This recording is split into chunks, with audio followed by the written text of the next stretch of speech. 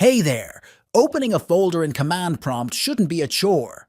Are you still copying and pasting paths into CMD? Stop right there. In this video, I'll show you the easiest, fastest method that will save you time and effort. No copy-paste needed. Let's get started.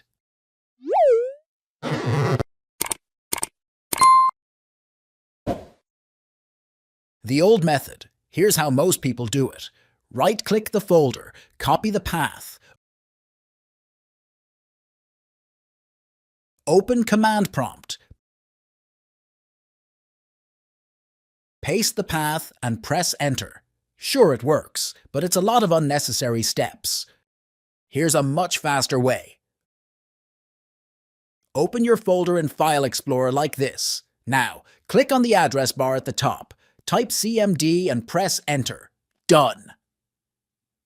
The command prompt opens instantly at your folder's location. No copying, no pasting.